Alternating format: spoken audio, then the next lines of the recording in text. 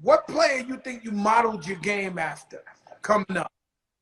I wouldn't say I modeled my game after nobody really, because I just liked a lot of guards. You know what I'm saying? I loved Nick Van Exel and Mahmoud Abdul Rauf, Stephon Marbury, AI. Like, all them was my kind of guards. Gilbert Arenas. Like, I loved everything about them. And they was also the ones that was never like super, super highly praised other than AI.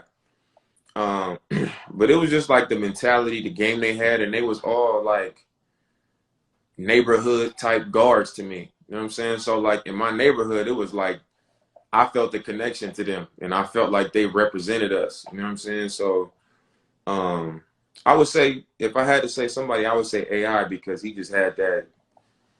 He reminded me of somebody that could have been from my neighborhood for real. Like, and he didn't, regardless of how big he got, how much love or respect he got, he was like, man, I'm gonna be me, and that's the end of it. So He's one of my best friends. You know, I'm gonna say AI was the closest thing to Tupac Shakur. Real shit. And the no, reason I can see that. I can see that. every game that AI had, say AI at its prime had a game in Portland tomorrow, 2 nights. There'd be a party with 10,000 dudes with AI jerseys, all the biggest in the world. AI, the Braves, like I've seen parties in Miami, New York, everywhere, where he would sell out like if the #1 rapper was performing that night, and it was just everybody, the toughest guys in the world, with the AI jersey. And no one has really had that effect to me, you know, as a ball player. So that's why I call him like the closest thing to Tupac. No, I agree with that. You know, and I don't think nobody ever came close to that. And I think a lot of it is because of like what I just said. People feel a connection to him. Like it's like he's a superstar basketball player, but he ain't too far removed from like us. You know what I'm saying? And I think a lot of people felt that way. Like they didn't feel like they was on his jock by wearing his jersey or kind of like, you feel me? Like trying to do what he did. I don't think nobody felt that way because they felt his energy. You know what I mean? Man, let me tell you, man, and I asked that, man, nice AI came to New York, hung out, got drunk, and we stood in our boy's apartment in the South Bronx tenement with drop Phantoms, Rolls Royces outside the front door. Stanley, what's up? My young boy, my nephew, Captain Stanley, he just made it from Duke. He made it to Indiana. Congratulations. Yes, congrats, bruh. What was that bubble like, Damon? Was it harder playing in the bubble, or you rather play with your fans? Me personally, I'd rather play with fans, but I mean, I understand why we can't. You know what I'm saying? It's more important things than what us wanting to play in front of fans. But I think to me personally, the bubble was way easier because it was just like, it was really no distractions. We didn't have to travel after games. Like, shit, we was leaving the arena sometimes 10, 11 o'clock after a game, and we would go right back to the hotel, and they had cold pools set up at the pool for us, and we just get our recovery in right after the game. They had food laid out for us, and we go up to our room, lay down. I mean, everything was laid out. It wasn't no plane after, bus to the hotel, check into a room, get situated. It was none of that. It was just like boom, boom, get up the next morning, practice all in one spot. So like our bodies was recovering faster. We was more rested. I mean, it was way easier to me. I think that's why you saw a lot of people just killing like that, for real. Let me tell you something. Let's go back to the AI. You and him have in common something you might not know. You know, blew my mind. Blew my mind. I was out there in the All-Star weekend, and you came out to perform. AI got crucified for trying to rap in his day. Yeah. NBA actually brought you on to perform. You want to say what's up? Holla. Don't just walk up. Come and say what's up to Damian Lillard, man. Come on, man. I know you got a fresh cut and everything. Yo, homie, you good? What's good? Yeah. Everything blessed. Congrats on everything. Appreciate it, bro. You're going to have to put me on one of your next joints, man. There you go, boy. Put me on something. Put me on something, man. They're playing we got to cook something up. Put me in the game. Put me in the game, coach. Listen, 2021, we back in the studio. Let's do something. It's good. Put that shit out there right away. Yeah, let's do it. See what you get when you come on the big show. Did anything possible, Dave? We got to do that, man. When AI was working on his album, I was behind the scenes with him in the studio every day. And he kicking some gangster shit. You know, they wasn't ready for it. But the NBA, that was a historical move them put on, because they don't want you to be with rappers. They don't want what was like performing at the All-Star? I was there. I was standing in the crowd watching you perform. Yeah. No, it was cool, man, because I actually got hurt the night before All-Star in Memphis. I got hurt. And I was like, man, I don't know how to look with me being injured and I'm not playing in the game. And you know what I'm saying? Now I'm going to be up here rapping and moving around the stage. And they was the ones that was like, we think it'd actually be cool that you can't perform as Damian Lillard, but you can still perform as Dame Dollar.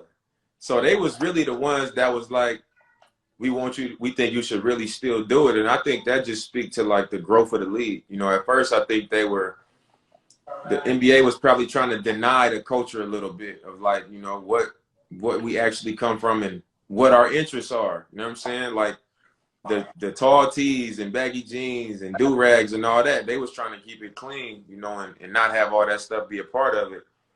And I think now they just starting to embrace it because they know like that's what people want. So David Stern, you know, he used to rock the TS piece, the TS chain at the Rucker. Terror Squad join them. But this commissioner, Adam Silver, the great commissioner, man. Like, he is. I had to co-sign it through him for you to move on there. Yeah, I mean, and it's like I said, I think, you know, Adam Silver's come in and he's being about the players. You know, he know that the league goes as the players go. And the more that fans can have access to us and learn us and get the real version of us, the league becomes more powerful. And, you know, obviously it's a business. You want to generate money. You want to make money. And that's what people are going to pay for. They're not going to pay for the corny, phony, you know, watered down stuff. They want the real thing. So, I mean, I think he's doing a great job of providing that. You know, real touchy subject, Black Lives Matter, racial tension, for white people to get involved, right? Yeah. It's almost damn if they do, damn if they don't. If they mad at them for doing it, if they don't, we get mad at them for not doing it. Right. This league stood firm with everybody. Yeah. And they rolled out with you guys, man. They you know, they are to be commended for supporting the Black Lives Matter movement and all that. And you as a player, did you feel like they had your back? No, I did. And I'm gonna tell you this. I'm one of the most skeptical people ever. Like, I'm skeptical of everything. So when we first decided, like, okay, we're gonna go play, I was like, well, what is this about? You know, like, are they committing to support the movement? Because if we don't go play, how billions of dollars could be lost? Like, when we get here, are they putting Black Lives Matter on the court to appease us? Are they making all these T-shirts and all this gear to appease us? That was my first thought. And it's kind of like what you just said, damn if you do, damn if you don't. I'm like, damn, I'm already thinking negative about it, you know what I'm saying, before we even get into it. But I think just the fact that they took that type of stand and stood with us, you know, it was similar to, like, I went and marched out here in Portland, you know what I'm saying? And when I went out there, I'm thinking it's going to be all black people. You know, we're going to march together. We're going to stand together. And when I got out there, it was 50-50 split. It was like half black, half white. And I'm like, I mean, it's a great thing that we got this many people that are not black and, you know, probably not directly affected by these things out here supporting like that. And I think the bubble was like, I walked away viewing it like that. You know what I'm saying? Like, they could have easily been like, all right, we're going to be in a bubble and we're going to We're just gonna steer clear of that subject, and we're gonna try to bring something positive. They could have went a completely different route. So I respect, the fact that they stood up for us, and I think it was in line with what the NBA has been doing in recent years as far as like standing with the players. No, I love it. I love it. And basketball is my life. You know what I'm saying? My life is music and basketball. You know, as a fan, coaching street basketball, I live basketball is everything to me. So I appreciate that they had your back and they were there every step of the way. I'm very proud of the NBA and how they stood up for everybody. Let me ask you a question. Who's your arch nemesis? Who do you dread playing? And meaning, who you like, holy shit, I got to go up against this guy. I got to play all this defense. And the next day you sore as hell. You don't want to get out the bed because this guy won't stop coming. I mean, if I had to say I had an arch nemesis, it'd probably be Russ. Because me and Russ, when we play against each other, we going after each other. Like, it's been that way every time we play since I've been in the NBA. 8 straight years of just like me and him go at each other, but it's respect off the court. Like we solid, we cool off the court. But once we play it, I just feel like we going after each other every time. Like, it don't matter beginning of the season, middle of the season, end of the season, like no matter what it is, we going after each other. Like, so I would say him, but it's nobody in the league where I dread playing against. You know what I'm saying? The only time where I'm like, damn, is if it's like we playing 3 games in 4 nights and we on the road and we play Indiana one night, then we play Minnesota, or we play Indiana, then we get a break, and then we play Minnesota, and then we got to go to, I don't know, Brooklyn. Say we got to go to Brooklyn, and we end in the 3 and 4 nights. And it was Kyrie or something. I'm very tight with Mike Bibby, and he would complain to me, be like, yo, I hate playing Steph. He's just so strong. I know I'm going to play. Several players have always told me, yo, there's one player, Al Harrington. At one time he had to check Yao Ming. And, Joe, I couldn't get off the bed the next day. Right. And by mistake, his knees hitting the back of my back. And he was like, yo, I couldn't get out the bed for practice. And that's the reference if I had to say one, I would say probably Steph, because he just don't stop moving. Like, when you play against Steph, it's not even like when he has the ball, it's when he don't have the ball. He just running all over the place. They screening for him. And it's like it's a heavy workload when you're playing against him, because he don't stop moving. He'll make any shot. He'll shoot any shot. It's like, damn.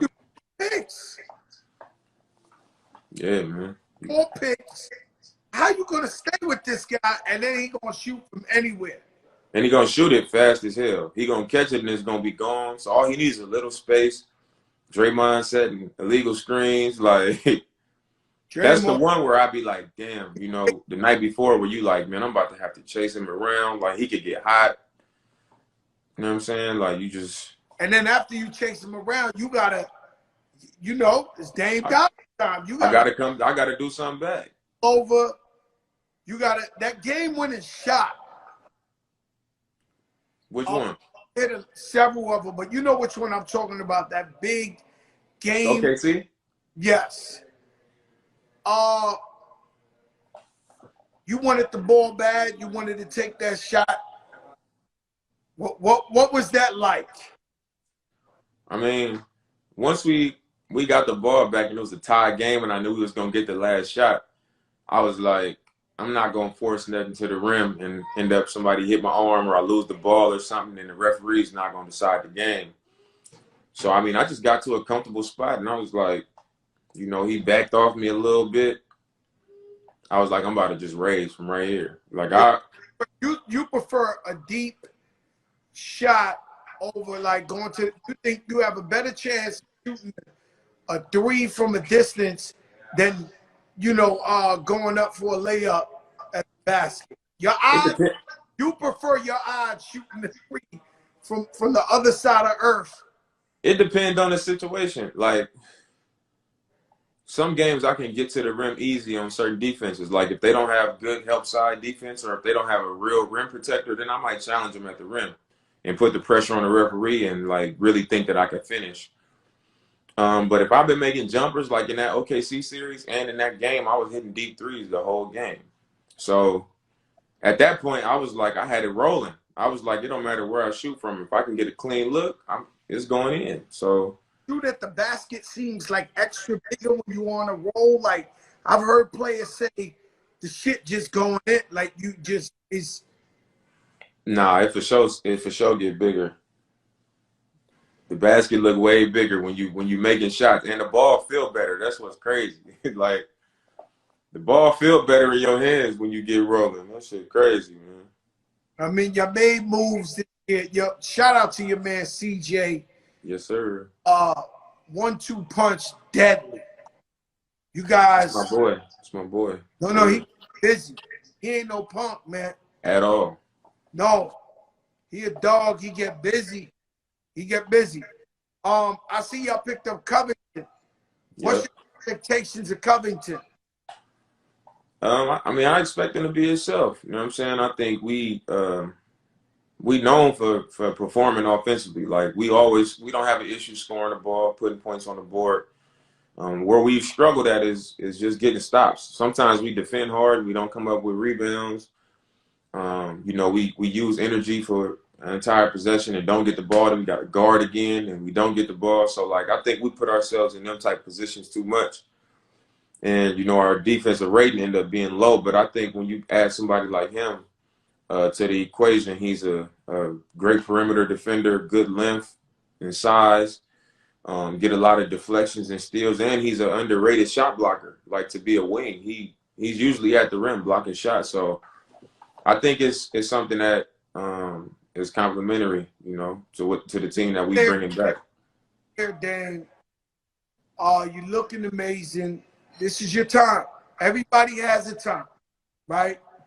I remember Derek Jeter, who's my favorite baseball player. I was at a Yankee game, and he hit a home run, and 60,000 people, tell him to lower it. 60,000 people were jumping up and down, and me, I was jumping up and down. And I remember me looking at the crowd, and shout out Erica Ford. I'm looking at the crowd, and everybody's going crazy. And Derek, and I said,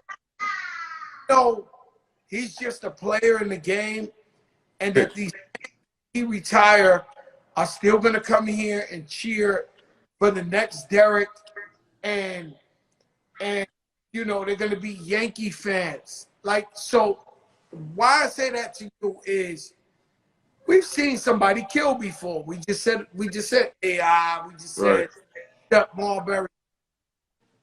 With this league, if you don't win a championship, you'll just be one of the other guys. Right. What are you doing to win a championship? And I don't mean just individually, because you leave it all on the court. Right. But as a team, do you think you have a chance to win a championship? I think we got a chance. And I think being able to hold together like the culture of your team, I think is big in the league, because there's so many like ups and downs. You know what I'm saying? You go through bad stretches, you have your great stretches, but I think like the demeanor of your team and like how together your team is. Like you look at a team like Miami, nobody came into the season last year saying they're gonna be in the finals. Everybody was like, oh, Toronto, Milwaukee, the Lakers, the Clippers. It was like they wasn't even in the discussion. But like they're a team that come in shape, they play together, they unselfish, they defend. You know what I'm saying? They do their job. They hold each other accountable. And, like, you end up where you end up when you got all that shit going for you. You know what I'm saying? Even when you're not supposed to, or people might not see it. And I think our team, we got that type of energy. You know what I'm saying? Where we together, there's no question, regardless if we get our ass blew out or if we blow somebody out, or if somebody come off the bench and have 40 and I have a low scoring game, CJ have a low scoring game, our team is like, we the same. We come to practice the same. We gonna talk in the locker room the same. So like, that's something that's on our side. I think it's a matter of us just being able to sustain that every single night and getting in a position where it's like, all right, now not only are we together, we won games based on who we are and how we do shit. So now we going into the postseason confident, like this shit work. Like we that team. If they're gonna beat us, they're gonna have to take it from us. And you get in the postseason, and we got the players to get it done. Like I averaged 30 last year. CJ averaged 23 last year. Melo is a future Hall of Famer. You see what he did in the bubble. Like in the big moments, like you're gonna need somebody like Melo that's been there, done that, and he believed. The other team gonna respect somebody like Melo. I feel like a top 5 center like Nurk can score on the block. He can pass. He's a good rim protector. Then you add Covington, Derrick Jones Jr., Rodney Hood, Gary Trent, Enes Kanter, backup 5. That's a quality backup 5. Great. And if it all fall into place and we do what we supposed to do, we can do it. Like I really feel like we can do it. And I think like you said, like if you don't win a chip, everybody will be like, oh, he didn't win it. He was great, but he didn't win it. And I'm like, I talked to Melo about it. I'm like, bruh, I was telling you to come here 3 years ago. When you was in OKC in Houston, you should have been came. Me and him always talk about it. But I tell him, like, you're not going to play with nobody like me that, like, of course I want to win it for me, but I want my legacy and I want my shit to be tied to yours because you're going to have a great comeback story because you was on the couch. They was trying to play you. And you came back, we welcomed you, and like I want to see you. You're gonna be a Hall of Famer, but I want to see you have your ring too. And I'm gonna get to be a part of that story. You know what I'm saying? So like all that stuff count to me. You know what I mean? Like I feel like we got the makeup to get it done. It's just a matter of like how committed we gonna be to that. You know what I'm saying? Like what do it really mean to us? Mm-hmm. And I never get the lyric right, but it's in one of Jay-Z's first songs where he said, you know, if one of us fall, each other be each other's crutches. And it's always been my philosophy where I want to help my brothers, not wanting nothing back, no money back, no nothing like that.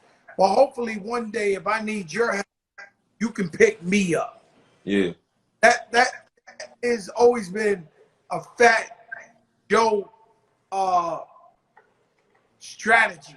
You know what I mean? That's how I look at life. Yeah. When it comes to the rap game, what are you trying to do with this rap career? Man, I always did music.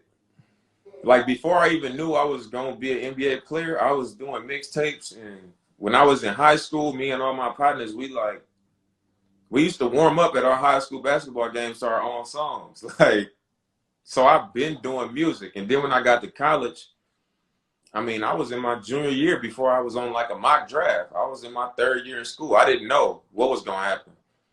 And every summer I was doing mixtapes and doing all that. So I always like fuck with music heavy, like as a listener, like I always like wrote music, you know what I'm saying? So that's just part of it. It ain't like I just got to the league and was like, all right, I'm about to try to just start rapping.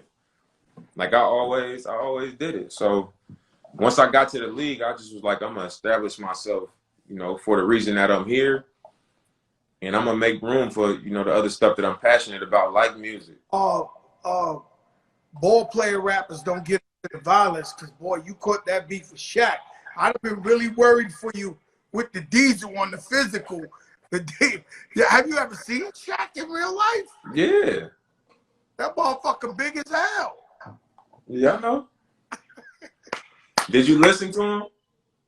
Yeah, I listen to Shaq, man. I'm saying, did you listen to when our songs were going back and forth? He sent me your song, and he sent me his. You know, Shaq a hip hop fan, man. He's been a fan since day one, and he loved this shit for what it really is, just the music. So, Same. Same. you know, that's crazy. But your top 5 favorite rappers of all time, who would that be? My top 5 of all time, I'm a Pac, my favorite of all time. Like, I'm a huge Pac fan.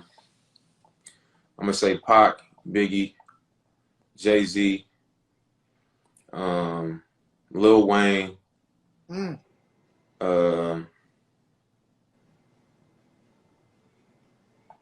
Biggie, Jay-Z, Wayne, and I'm gonna go with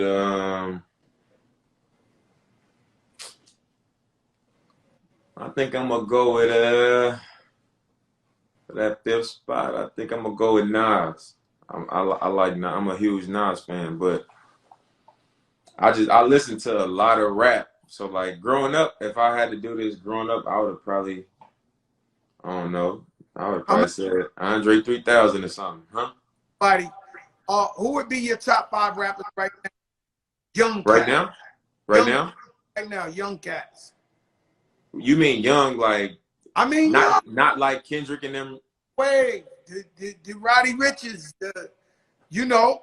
Oh, the young ones, I would say Lil Baby, Roddy Ricch. I don't want to miss nobody that I really like. I like Rod Wave a lot. Rod Wave, a lot of people don't be on to it like that, but I think Rod Wave in there for sure. So hey, that's my man. You know, I love a big boy style. You know what I'm saying? yeah. He fall on that stage, he got his ass right back up, man. Yeah, he did. That's a I'll fact. say Right Roddy there. Ricch, Lil up. Baby,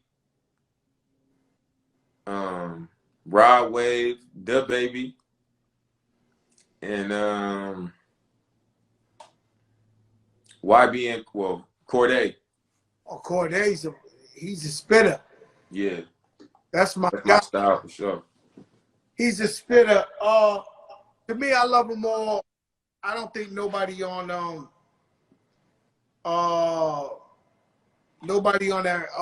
Roddy Ricch. Nobody. I don't think nobody touched that album this year. Like Roddy Ricch? Yeah, I think he should have been nominated for Grammys and all that. Yeah, Roddy Ricch hard. You know, and right behind him, I would have said, unfortunately, Pop Smoke passed away. Yeah, I like Pop Smoke too. It just wasn't a lot of material. You know what I'm saying? I ain't heard a lot of material from him, but I did fuck with his album heavy though. Yeah, his album surprised you actually, right? It most certainly surprised me. And then when you heard the whole shit, you was like, because I just heard the one song was going. It was everywhere. Some of the songs, and then when we was in the bubble, like 3 of the young dudes on the team was just playing that shit over and over and over, and I could hear it coming out their room, and I'd be walking down the hallway. So I went in my room and was like, man, let me listen to this.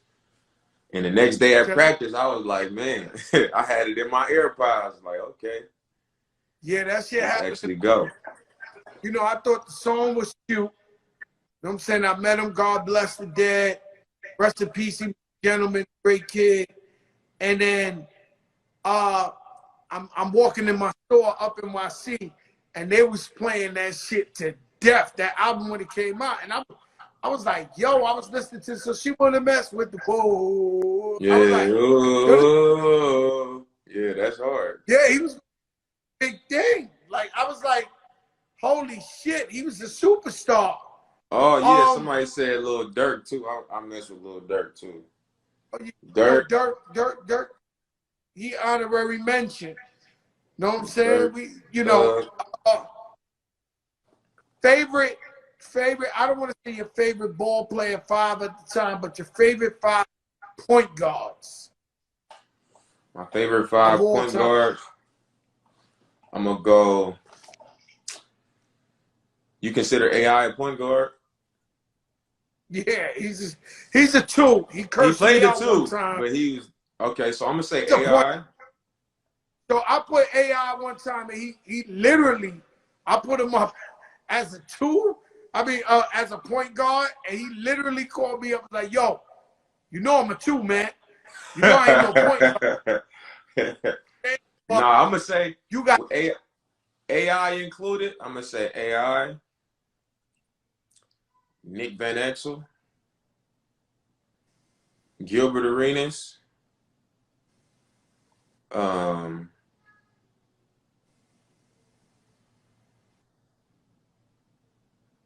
Mahmoud Abdul Rauf, and Gary Payton. the glove, boy. And Actually, I gotta put Steve Francis in there too as a slash Steve Francis as my 5th because I love Steve Francis. Steve Francis, Casino Mobley, those are my guys. They come up when I come up. They was giving guys the business out there. You know, and the glove, he's still crazy. Like I see him on I know he is. He from Oakland, man. Hey. Let me ask you something. Your top 5 playing now point guard. Playing right now? Playing right now in the league. Me, Steph,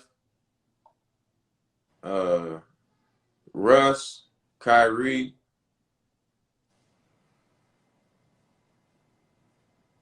I'm trying to think of all the point guards before I say my 5th.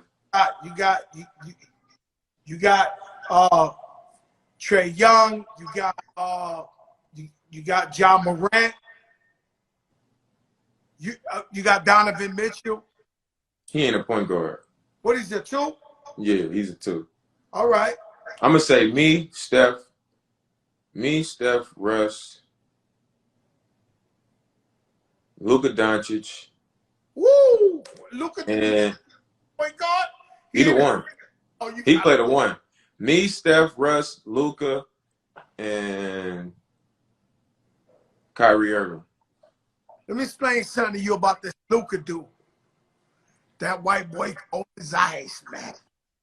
That motherfucker cold his eyes, boy. Hey, yo, you ain't lying at all. He cold. I said, oh no. Oh no, he the truth for real. No, he the truth. He the truth. You can't. Anybody that say he ain't, man, they hate. Nah, he the truth. Who should we have our eyes on coming in this rookie draft? Do you know any of these guys who's in? Who do you think gonna be explosive this year? You don't know yet? I don't know. I don't really know none of them. I know a kid. I know one kid in the draft, Peyton Pritchard. He from West Lynn, Oregon, the city I live in. He was in high school when I first got here. He got drafted in the first round to the Celtics. I don't know how much he'll play for them, but the one player that I think is going to be the best one is LaMelo Ball. I think Melo Ball the truth. I think Melo Ball's the truth too. Yeah, I think he the truth, man. Could have got him, but he went too early. I think in the East we got to really watch this youth. They got Vernon from Duke. Mm-hmm. Homeboy Gordon Hayward. No, I think they doing good just with LaMelo. They got Gordon Hayward over there with them. They got the kid from Duke, the center, Vernon. I know, and they got a 4-man already from Carolina the year before. So they got some young talent in the East like that. You know, that lower half of the East is gonna be there for them. So I think they're gonna be straight. Yeah, they excited. Yo, Dan, man, thanks for checking in with us, man. God bless. Can't wait till December 22nd. It's up. It's up. You can shoot them shits from the other side of the moon. Like, I know if I was coaching you at the Rucker, I'd be losing my mind when you shoot some shit from the other. Hey man, I shoot it at a high clip though, man. I shoot it at a high clip, man. Let me tell you something, my brother, man. I enjoyed this talk with you, man. Shout out my girl Charlene connecting us. Because yes, I've been asking you for a couple of months now for you to get on man, here. I've been trying to do it, but you be hitting me the same day, like, man, what's up tonight? I'm like, man, you know, I ain't gonna lie to you. I'm corrupt. You know what I'm saying? And I know everybody in the bubble, nobody's like allowed to talk. I'm like, fuck that. I want breaking news. I want Dame Lillard from the bubble. No, man, I don't do a lot of planning myself. I usually just, you know what I'm saying? I just go how it go for me. So, but just the times you was coming with, I was like, bro, I can't do it tonight. You know, if I was in Portland, man, I'd be up in them sneaker spots heavy. Yeah, I feel like I done seen some sneaker closet stuff you did or something, man.